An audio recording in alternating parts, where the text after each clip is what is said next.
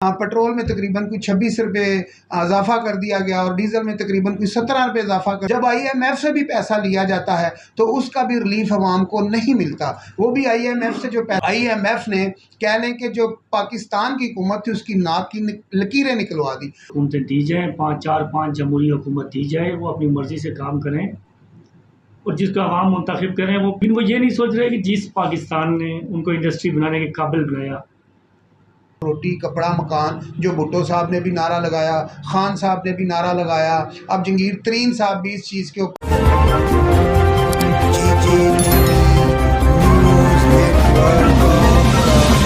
जी तो असल में प्लेटफॉर्म से मैं हूं सुल्तान और आप देख रहे हैं मेरा YouTube चैनल। और आज हमारे साथ जो स्टूडियो में मौजूद हैं वो हैं ज़फ़र अब्बासी साहब। और आज हम जो बात करने जा रहे हैं वो है नाज़रीन महंगाई के हवाले से। जिस तरह कि आपको मालूम है कि जो हमारे आर्मी चीफ हैं उनने कह लें कि एक डंडा उठाया हुआ है और उन माफिया के पीछे पड़े हुए हैं जो बिजली चोर हैं, जो कह लें कि हुंडी के ज़रिए मुल्क को नुकसान पहुंचा रहे थे और हुंडी के ज़रिए जो पैसा भेजते हैं बाहर के मुल्कों में, और दीगर जो इस तरह की जितनी भी कह लें कि एजेंसियाँ थी, कंपनियाँ थी, जो बड़े बड़े मगरमच्छ थे जिन लोगों ने डॉलर छुपाया हुआ था, पैसा छुपाया हुआ था।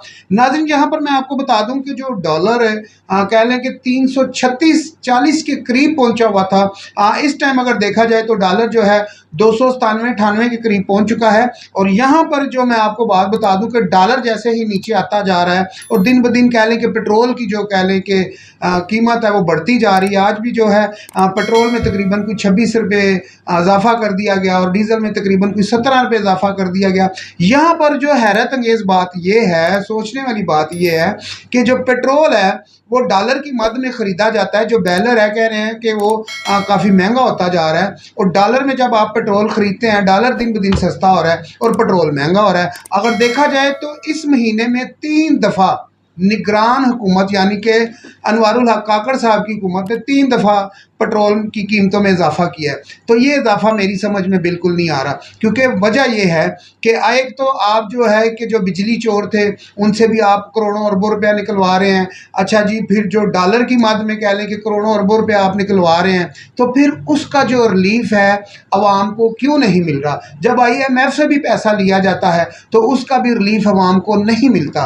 वो भी IMF से जो पैसा लिया जाता है वो भी जो उस वक़्त की हुकूमतें होती है, जिस तरह के आज से कह लें कि 2-3 महीने पहले PDM की हुकूमत थी, जो वज़ीर आज़म साहब थे वो थे शहबाज शरीफ साहब। शहबाज शरीफ साहब ने 16 महीने हुकूमत की और 1 अरब डॉलर के लिए IMF ने कह लें कि जो पाकिस्तान की हुकूमत थी उसकी नाक की लकीरें निकलवा दी। मकसद ये है यहाँ पर बात करने का कि जो IMF 1 डॉलर के लिए पाकिस्तान की नाक की लकीरें निकलवा सकता है वो उसकी क्या शर्तें होंगी। यहाँ पर मैं आपको बता दूँ कि जो IMF से मुआहदा हुआ है वो तकरीबन हुआ है 3.5 अरब डॉलर का, और जो 1 अरब डॉलर है वो आपको मिलेगा जनाब कह लें कि जो शहबाज शरीफ साहब की हुकूमत है जो ख़त्म हो चुकी है, अब जो निगरान सेटअप आ चुका है, निगरान सेटअप को 1 अरब डॉलर मिलेगा और जो इलेक्शनों के बाद नई हुकूमत आएगी 1 अरब डॉलर उसको मिलेगा। मकसद ये है यहाँ पर बात करने का, क्या IMF से क्या ऐसी शरायात रखी गई हैं, कौन सी ऐसी कह लें कि वो शर्तें रखी गई हैं कि जिसमें पेट्रोल भी महंगा होगा, बिजली भी महंगी होगी। चलो डॉलर नीचे जा रहा है वो तो हमें समझ आता है, अगर डॉलर नीचे जाता है तो जो हमारे ऊपर कह लें कि खरबों रुपयों का कह लें कि कर्जा होगा पाकिस्तान के ऊपर, खरबों रुपये डॉलर का, वो कम हो जाएगा क्योंकि डॉलर सस्ता हो जाएगा, वो उसमें हमें रिलीफ मिलेगा। लेकिन वो भी रिलीफ किसको मिलेगा? जो हुकूमत होगी जिस वक्त, जैसा कि आप देखते हैं इस वक्त जो निगरान सेटअप है अनवारुल हक काकड़ साहब की हुकूमत है, उन्हीं को रिलीफ मिलेगा। यहाँ पर रिलीफ आवाम को नहीं नज़र आ रहा कि अवाम को कैसे रिलीफ मिलेगा, क्या होगा। ये सारे मामलात के ऊपर आज हम बात करेंगे अपने भाई से। बासी साहब मुझे ये बताएं कि ये जो आज मैंने ये सारी बातें की है, क्या हमारे मुल्क में इसी तरह चलता रहेगा?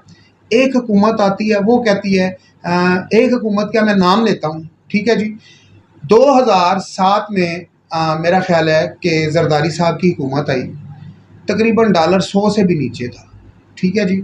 और फिर 2013 में नवाज शरीफ साहब की हुकूमत आती है, ठीक है जी, और डॉलर तकरीबन 100 के करीब था। नवाज शरीफ साहब को जब उतारा जाता है तो डॉलर होता है जनाब 170-80 पे, सॉरी 120 पे, माजरत 120 या 110 रुपये पे डॉलर था, क्योंकि उन दिनों में चैलेंज किया था बासी साहब, शेख रशीद साहब ने सागडार साहब को कि अगर आप 100 रुपये पे डॉलर ले आएँ तो मैं सियासत छोड़ दूंगा। शेख साहब ने शेख साहब डायलॉग मारते रहते हैं, जैसा कि आपको मालूम है। शेख साहब ने एक डायलॉग मारा था जी कि अगर सागडार साहब 100 रुपये पे डॉलर ले आए तो मैं सियासत छोड़ दूंगा। खैर मुख्तसर 100, 110 या समथिंग 120 पे नून लीग ने डॉलर छोड़ा। इमरान खान साहब जब उतरे हैं 2022 में, ठीक है जी, तो डॉलर 180 का था, ठीक है। जैसे ही हमारी जो पीडीएम की हुकूमत गई, यानी कि शहबाज शरीफ साहब की हुकूमत, तो डॉलर भाईजान 300 के करीब था। अब मकसद ये है बात करने का, निगरान हुकूमत आती है, निगरान हुकूमत इसी डॉलर को ले जाती है 340 के ऊपर। ये तो अब जो हमारे सैयद आसम मुनीर साहब हैं, आर्मी चीफ साहब जो हैं, उनकी कोशिशों से, उनकी काविशों से और उनकी कहने की हिम्मत से और उनके खौफ की वजह से ये डॉलर यहाँ पर आया। और वो डॉलर नीचे क्यों आया, उसकी वजह ये है कि जो हवाला होंडी के ज़रिए जो पैसे कह लें कि जो डॉलर मुल्क के बाहर भेजते थे, और ये वो सारे मामला, जिस तरह के जरदारी साहब के बारे में भी कहा जाता है कि शिपों के शिप इन लोगों ने कराची से डॉलर भर के, शिपों के शिप जो हैं दुबई और इधर दीगर मुल्कों में भेजे हैं। खैर मुख्तसर बात करेंगे इसके ऊपर। तो क्या कहते हैं आप कि ये हमारा मुल्क कैसे ठीक होगा? ये मैंने बहुत सी चीज़ें आपके सामने रखी हैं। जी, सबसे पहले तो बहुत शुक्रिया आपका JJ TV का कि आपने आज ये बड़ा अहम और बड़ा सेंसिटिव इशू है जिस पे आपने बात की है। मामला ये नहीं है, मामला डॉलर का ऊपर नीचे जाना, उतार चढ़ाव। मामला ये है कि पाकिस्तान के जो हालात हैं, इस पाकिस्तान को कंटिन्यू जमहूरी हुकूमतें दी जाएँ, 5 जमहूरी हुकूमत दी जाए, वो अपनी मर्ज़ी से काम करें और जिसका अवाम मुंतखब करें। वो हर आने वाली गवर्नमेंट पिछली गवर्नमेंट के जो पॉजिटिव काम हों उनको लेके चले। अब अलविया हमारा ये है कि यहाँ पे एक गवर्नमेंट आती है जी जी, 2 से 2.5 साल वो बड़ी मुश्किल से अपना एक रोड मैप बनाती है जी जी, उसको उठा के बाहर कर दिया जाता है। सही। फिर नई गवर्नमेंट लाई जाती है, वो पिछली गवर्नमेंट की पॉजिटिव चीज़ों को अलहदा छोड़ देते हैं और वो अपने अंदाज में नया काम शुरू करते हैं। सही। थोड़े से वो रूटीन सीधी करते हैं, उसका नुकसान आवाम को होता है। उसका डेफिनेटली नुकसान आवाम को हो रहा है। आवाम को अब ये समझ नहीं आ रही कि हम पॉलिटिकल पार्टीज़ के साथ खड़े हों या पाक फौज के साथ खड़े हों, वो दोनों को आजमा चुके हैं।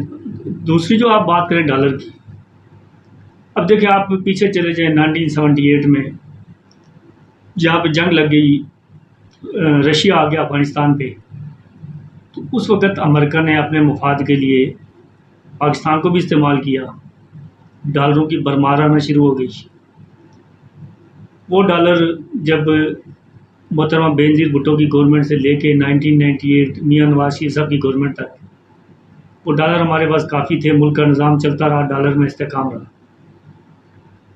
फिर 2001 के बाद अफ़गानिस्तान की जंग फिर शुरू हो गई, मुशर्रफ साहब का दौर था। वो जो तसलसल था डॉलर्स के आने का अमेरिका का, वो फिर जारी रहा। डॉलर हमारे मुल्क में जो थे वो चलते रहे 2016-17 तक।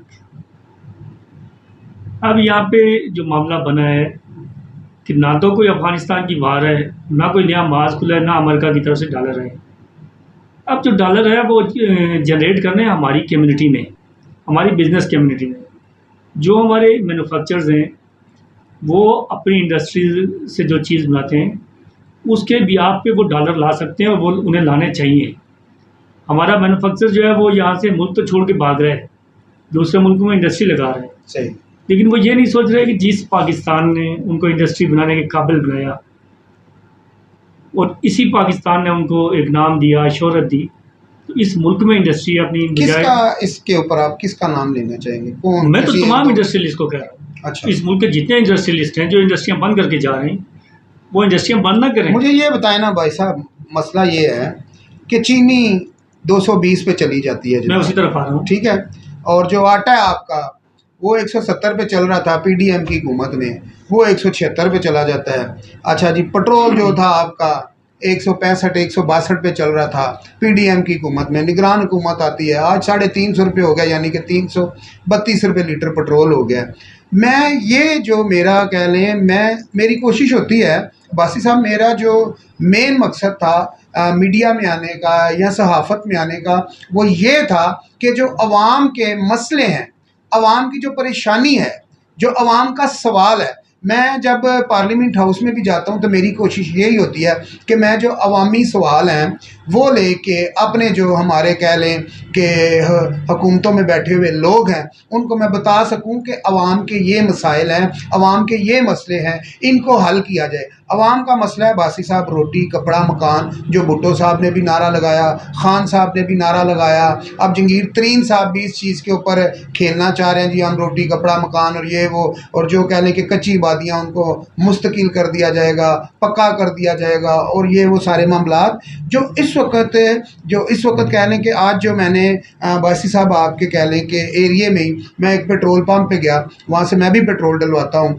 और मैं तकरीबन 2 दिन से या 3 दिन से ख़ुद जो है कि बाइक यूज़ कर रहा हूँ। अच्छा, मैंने वहाँ पर ये देखा, खुल डुल के बताता हूँ कि फैज़ाबाद के संगम पे, ये वीडियो में आपको नज़र भी आ रहा होगा कि ये आप देखें कि इस जगह पे मैं जब भी बासी साहब जाता था ना, तो यहाँ पर ढेरों की तादाद में गाड़ियाँ खड़ी होती थी पेट्रोल डलवाने के लिए। और ये आज आप देखें कि यहाँ पर खाली क्या नज़र आ रहा है कि सिर्फ मोटरसाइकिल पेट्रोल डलवा रहे हैं, कि गाड़ियों वाले लोग जो हैं वो जब साइकिलों पे आ जाएंगे तो मुल्क कैसे तरक्की करेगा।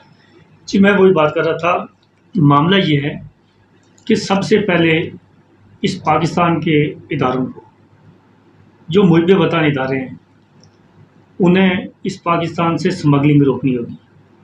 हमारे यहाँ से आटा कर रहे हैं, मैं बताता हूँ आपको, हमारे यहाँ से आटा स्मगलिंग हो रहा है, चीनी स्मगलिंग हो रही है, मनु के नहीं खरबों टनों के हिसाब से हो रहा है। पैसे कमाने के लिए चीनी स्मगल हो रही है। आज भी एक गोदाम पे छापा मारा गया, चीनी स्मगल हो रही है, डॉलर यहाँ से जा रहा है स्मगल होके। अब इस कौम में हिरस जो है वो पैसे की आ गई है, ज़्यादा से ज़्यादा माल बनाने की आ गई है। अब्बासी साहब की पेट्रोल का जो इशू है, आपकी इस बात के साथ मैं इत्तेफाक करूंगा। सरगोदा में मैंने देखा कि सरगोदा का जो किन्नू था, जो माल्टा था, काफ़ी मशहूर था, और एक ज़माना था जब वो बड़े बड़े किन्नू आते थे, हम माल्टे खाते थे, और जब से वो बाहर जाना शुरू हुआ, पॉलिश हो गई और बागों के बाग बिक के, तो हम वो अच्छा फ्रूट खाने से भी महरूम हो गए, क्योंकि बाहर से उनको अच्छा पैसा मिल जाता है। जी, कंटिन्यू करें। हमारा इशू असल में ये है कि हम लोग ना अपनी ज़ात के साथ सिंसियर हैं, ना इस मुल्क के साथ और ना इस कौम के साथ सिंसियर हैं। सही। अभी मैं समझ रहा हूँ कि बहुत अच्छा एक इनिशिएटिव लिया है आर्मी चीफ साहब ने, सही, कि उन्होंने पूरे पाकिस्तान में जितनी ये मनी एक्सचेंज कंपनियां हैं, आर्मी चीफ साहब ने लिया है। उसके बाद आप देख रहे हैं कि यकदम ब्लैक मार्केटिंग जो है, वो ब्लैकियर जितने थे वो गायब होने शुरू हो गए। अब मार्केट में डॉलर भी आना शुरू हो गया। अब मामला ये है कि जितनी भी सियासी गवर्नमेंट्स आती हैं, उनकी कोई ना कोई मजबूरी होती है कि कोई ना कोई ऐसा माफिया ज़रूर आके किसी न किसी को ब्लैकमेल करना शुरू कर देता है। वो गवर्नमेंट, अब होना तो ये चाहिए कि आपकी जितनी भी मैं बात करता हूँ, कह लें कि जिस तरह शहबाज शरीफ साहब की हुकूमत आई 16 महीने वो रही, इससे पहले 3 दफ़ा वज़ीर आज़म रह चुके हैं, जनाब नवाज शरीफ साहब रह चुके हैं, 2-3 दफ़ा कह लें कि मोहतरमा बेनज़ीर भुट्टो भी कह लें कि वो इस मुल्क की प्राइम मिनिस्टर रह चुकी हैं, भुट्टो साहब ख़ुद भी इस मुल्क के प्राइम मिनिस्टर रह चुके हैं। तो इस मुल्क में जितने भी लोग आए हैं, तो ये कह लें कि जितने भी कह लें कि बड़े बड़े लोग थे, बड़े बड़े मगरमच्छ थे, ये हुकूमतें उनसे ब्लैकमेल होती रही हैं। क्या इस वक्त जो हमारे सैयद आसिम मुनीर साहब हैं, आर्मी चीफ साहब, क्या वो इस वक्त किसी से ब्लैकमेल नहीं हो रहे? तो अगर वो ब्लैकमेल नहीं हो रहे तो मैं कहता हूँ बहुत अच्छी बात है। और जो हुकूमतें इन कह लें कि जो शारफिया था उससे जो हुकूमतें ब्लैकमेल हुई हैं, तो फिर वो तो उनकी हुकूमत है, उन लोगों को तो हुकूमत में आने का कोई हक ही नहीं है। इमरान खान साहब की हुकूमत में जंगीर तरीन और दीगर खुसरो बख्तियार, और जब वो चीनी का स्कैंडल आया था अरबों रुपए का, जब इस हुकूमत को चूना लगाया गया, इमरान खान की हुकूमत में इमरान खान को मामू बनाया गया, तो क्या इमरान खान भी इनके हाथों से उस टाइम पर मजबूर था? जी, डेफिनेटली इमरान खान साहब तो खैर मजबूर थे ही थे, पहले दिन से लेके तो जाने वाली रात तक उनके मामला थोड़े मुख्तलिफ थे। सॉरी, उन्हें गवर्नमेंट चलाने का पता नहीं था। अच्छा। उन्हें जो ब्रीफिंग दी गई थी वो गलत थी और मामला जो थे वो बड़े मुश्किल थे। क्रिकेट खेलने में और मुल्क चलाने में बड़ा फ़र्क होता है। ये छोड़ दें, वो किस्सा ही हो रहा है। अच्छा, मुझे ये मामला बताएं ये है, बासी साहब, मुझे ये बताएं, जो हमारे खकान अब्बासी साहब हैं आपके हल्के शाहिद से, खकान अब्बासी। शायद खकान अब्बासी साहब आपके हल्के से उनका ताल्लुक भी है, तो मुझे ये बताएं कि अगला उनका कह लें कि जो सियासी मंज़र आप देखते हैं, सियासी मुस्तकबिल उनका क्या नज़र आ रहा है? क्योंकि मैंने देखा कि वो रूठे-रूठे भी रहते हैं। मैंने अभी पिछले दिनों उनका एक इंटरव्यू भी किया, वो पार्लियामेंट हाउस में काफ़ी धुआंधार उन्होंने ख़िताब भी किया, तो मैंने कहा सर आपका नाम लिया जा रहा है निगरान वज़ीर-ए-आज़म के लिए, तो उन्होंने कहा जी आपके मुँह में घी शक्कर। एक तो वो कह लें कि जो मुस्लिम लीग नून की कह लें कि जो लोग हैं उनको लताड़ भी रहे हैं, डाँट भी रहे हैं, और उनका जो ओहदा था वो भी मरियम शरीफ साहबा को दे दिया गया है, तो उसके बावजूद वो कैसे कंटिन्यू करेंगे मुस्लिम लीग नून में, शाहिद खकान अब्बासी साहब? जी, शाहिद खकान अब्बासी साहब जो हैं वो एक बड़े सुलझे हुए और बड़े मंजे हुए सियासतदान हैं। सही। वो मियाँ नवाज शरीफ के वफादार दोस्तों में से हैं, जिसकी बुनियाद पर शहबाज मियाँ शरीफ साहब के मोहम्मद वफादार नहीं है वो? मियाँ मोहम्मद नवाज शरीफ कायद शहबाज शरीफ साहब के नहीं है वो? पाकिस्तान मुस्लिम लीग नून के कायद मियाँ मोहम्मद नवाज शरीफ साहब हैं। सही। सदर जरूर मियाँ शहबाज शरीफ साहब हैं, लीडर मियाँ अच्छा, हमारे पास जो शाहिद खकान अब्बासी साहब जो खबरें थी वो ये थी कि जो पीडीएम की हुकूमत है उससे कह लें कि उसमें खकान अब्बासी साहब ने ओहदा नहीं लिया। ओहदा क्यों नहीं लिया उन्होंने? जी, शाहिद खकान अब्बासी साहब जो बात कर रहे थे जी जी। वो मियाँ मोहम्मद नवाज शरीफ के बयानिए की बात कर रहे थे। सही। शाहिद खकान अब्बासी साहब यही कह रहे थे कि अभी हुकूमत लेने का टाइम नहीं है। अच्छा अच्छा। ये इमरान खान को इसकी अपनी जो किश्ती चल रही है इसको इसके वजन से डुबोने ने पीडीएम ने उसे सियासी शहीद बना दिया। अब उससे जो पीडीएम की जो गवर्नमेंट आई है, अब देखना मियाँ शहबाज अब हर तरफ से कह लें कि इमरान खान को बहुत फायदा हुआ है। जी बिल्कुल, उसके वर्कर्स के साथ जुड़े हैं, जो टूटे हुए थे वो जुड़े हैं। क्योंकि इमरान खान के दौर में भी नाज़रीन मैं आपको बता दूं कि अच्छी खासी महंगाई हो चुकी थी, और इमरान खान की जो कह लें कि 2 साल के बाद कारकर्दगी थी, इमरान खान से भी लोग हाथ जोड़ रहे थे और वो कह रहे थे यार हाँ ये कौन आके बैठ गया। इमरान खान से भी लोग काफ़ी तंग थे, परेशान थे। और मैं आपको बता दूं 2021 और 2022 के दरमियान में हर बंदा ये चाह रहा था कि नवाज़ शरीफ आ जाए। उसकी वजह यह है कि नवाज़ शरीफ ने जब भी हुकूमत चलाई है तो मुल्क में बेहतरी आई है, महंगाई में कमी आई है। और फिर हम अपने वापस सवाल पे आएंगे। शायद खकान अब्बासी साहब की बात हो रही थी, माजरत। जी सर, कंटिन्यू करें। शाहिद खकान अब्बासी साहब जो बात कर रहे हैं वो गलत नहीं कर रहे। शाहिद खकान अब्बासी साहब सबसे पहले उन्हें कह रहे हैं मुल्क चलाना है तो आपको नैब ख़त्म करना पड़ेगा। अच्छा। नैब की धांधलियाँ जो हैं वो लोगों को परेशान कर रही हैं, आपका कारोबारी तबका परेशान है। उसके बाद शाहिद खकान अब्बासी साहब जो कह रहे थे वो बड़ी ज़बरदस्त बात थी, इस मुल्क के मफाद में बात थी।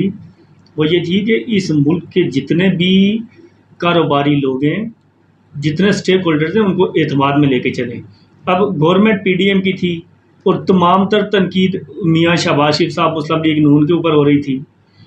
किसी ने ये नहीं कहा कि पीपल्स पार्टी भी इस गवर्नमेंट का हिस्सा है, किसी ने ये नहीं कहा कि जमीयत उलमा इस्लाम भी इस गवर्नमेंट का हिस्सा है, किसी ने ये नहीं कहा कि मैंगल ग्रुप भी इस गवर्नमेंट का हिस्सा है। 16 जमातें थी और हर तरफ से तनकीद मुस्लिम लीग नून पे हो रही थी। वजह क्या थी? वजह ये थी कि मेन सीट मैं आपको बताता हूँ कि मेन सीट प्राइम मिनिस्टर ये थे।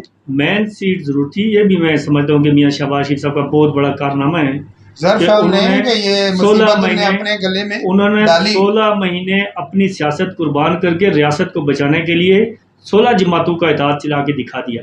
जबरदस्त। ये मियाँ शहबाज शरीफ साहब ये वैसे बहुत बड़ी बात है। आजकल तो भाई 2-3 कह लें कि जमातें इत्तेहादी होती हैं तो उनको लेके चलना मुश्किल होता है, उनकी कह लें कि शर्तें बहुत होती हैं। जी, घर में जब 3 भाई हों तो उनमें बड़ा इत्तेहाद और इत्तेफाक होता है, लेकिन जब 3 बहुएं आ जाती हैं तो उनमें इत्तेफाक नहीं रहता। लेकिन मियाँ शहबाज शरीफ साहब ने 16 मुख्तलिफ जमातों के साथ जो अपना एक नज़रिया रखती थी उनको एक साथ लेके चला के मुल्क को भी बचा लिया, मुल्क डिफ़ॉल्ट भी नहीं होने दिया। और जिस दिन पीडीएम की गवर्नमेंट ख़त्म हुई है उस दिन अल्हम्दुलिल्लाह पाकिस्तान 9-9.5 अरब डॉलर का रिजर्व रखता था। मियाँ शहबाज शरीफ साहब ने इस मुल्क को चला के दिखाया। उसके बाद आप ये देखें कि मियाँ शहबाज शरीफ साहब ने ना सिर्फ पीडीएम को चलाया, मुल्क को बचाया, बल्कि आपकी सीपैक को नई जान दी, सीपैक जारी रखा। उसके बाद पाकिस्तान का दोबारा से उसको चलाया। उसके बाद मैं कहता हूँ कि पाकिस्तान का जो था पिछले 5 सालों में सबसे बड़ा जो एक फ्लाई ओवर बना बाराको फ्लाईओवर बना के दिखा दिया। उसके बाद अच्छा, आपको मेट्रो बाराको चला से आपने बाराको मेट्रो सुन ले, फ्लाईओवर की बात की, मेरी सुने बात ना सुन ले, मेट्रो ये। चला के दिखा दी, जो बंद मेट्रो थी, जो 7 साल ना चली, मियाँ 26 शहबाज नंबर चुंगी से जो एयरपोर्ट चल रही है, वो चला के दिखा दी। सही। और इमरान खान के दौर में शुरू होने वाला रावल चौक में जो पुल था, वो 3.5 सालों में तो ना चला, शहबाज शरीफ ने 15 दिनों में चलवा के दिखा दिया। एक्सप्रेस आईजेपी रोड आप देखें, आईजेपी रोड आपकी, इसका क्रेडिट आप हनीफ अब्बासी साहब जी, मैं उसी बात की तरफ थोड़ा आ रहा हूं क्रेडिट दें कि इसमें हनीफ अब्बासी साहब ने बड़ा भाग भाग के काम बिल्कुल जी, किया। हनीफ अब्बासी साहब ने और तारक फजल चौधरी साहब ने दिन रात एक किया इन प्रोजेक्ट के तारक पीछे। फजल चौधरी साहब जी दिन बहुत रात बड़ा एक नाम किया, और उनका बहुत बड़ा और हनीफ किरदार है अब्बासी, इसमें जबरदस्त। हनीफ अब्बासी साहब को जो सबसे बड़ा क्रेडिट जाता है, वो हनीफ अब्बासी साहब का जो ड्रीम था कि हनीफ अब्बासी साहब ने यूरोलॉजी हॉस्पिटल को दिन रात एक करके आपको चला के दिखा दिया। ये भी बंद पड़ा था ना, ये बंद पड़ा था, और ये अब्बासी साहब का एक ख्वाब था जो पूरा हुआ। ये कोरोना के मरीज थे इसमें, और कोरोना के बाद फिर हनीफ अब्बासी साहब ने इसको जो भी काम काज थे इसके बकाया के वो करके आगे चलाया। खैर, हम अपनी बात को आगे बढ़ाएंगे। नाज़रीन, भी लोग काफ़ी लंबा हो चुका है और मुझे मालूम है आप लोग इतना भी लोग सियासत पे नज़र रखा करें। मैं आपको कहता हूँ सियासत पे नज़र रखें, और दूसरा ये कि ख़बरों पे नज़र रखें। ख़बरों पे नज़र रखेंगे तो आप मुल्क के हालात से बाखबर रहेंगे, तो ख्याल किया करें। यहाँ पर मैं आपको एक बात बता दूँ, PIA जो हमारा अदारा है जनाब, इसके हवाले से आज बासी साहब खबरें आ रही हैं, वो ये है कि इसकी जो कमाई है वो तकरीबन 24 अरब रुपए के करीब है। PIA के काफ़ी सारे ऐसे त्यारे हैं जो बंद पड़े हुए हैं, जो ख़राब हैं, और इसका जो कमाई आ रही है जो वो है 24 अरब रुपया, और जो इसका ख़र्चा है PIA का वो आप सुनेंगे तो आप हैरान हो जाएंगे, 36 अरब रुपया। यानी कि आपका PIA खसारे में जा रहा है। और इसके ऊपर अब बात हो रही है कि नचकारी के हवाले से इसको नचकारी के बारे में सोचा जा रहा है। जो आपका होटल है PIA का, उसको कह लें कि सेल किया जा रहा है। काफ़ी सारे ऐसे मामलात हैं जो सामने आ रहे हैं। अब्बासी साहब हमारे बहुत करीबी भाई हैं, बहुत अच्छे दोस्त हैं। इनसे अभी हमारी मीटिंग भी चल रही थी कि जब हम कवरेज पे जाएंगे लाहौर, जनाब 21 तारीख को जब मियाँ नवाज शरीफ साहब आएंगे इस मुल्क की तकदीर बदलने के लिए, जो कह लें कि मुस्लिम लीग नून को एक बहुत बड़ी आस है कि जनाब नवाज शरीफ आएंगे तो मुल्क की तकदीर बदल देंगे। तो यहाँ पर हम इजाज़त चाहेंगे बासी साहब से भी और आपसे भी, और हमारे चैनल को लाइक, शेयर और सब्सक्राइब लाजमी किया करें ताकि ऐसी इंटरेस्टिंग और बेहतर मालूमात हम आपके लिए लेकर आ सकें। मुझे और अपने भाई अब्बासी साहब को इजाज़त दीजिए, मिलते हैं अगली वीडियो में। अल्लाह हाफिज़।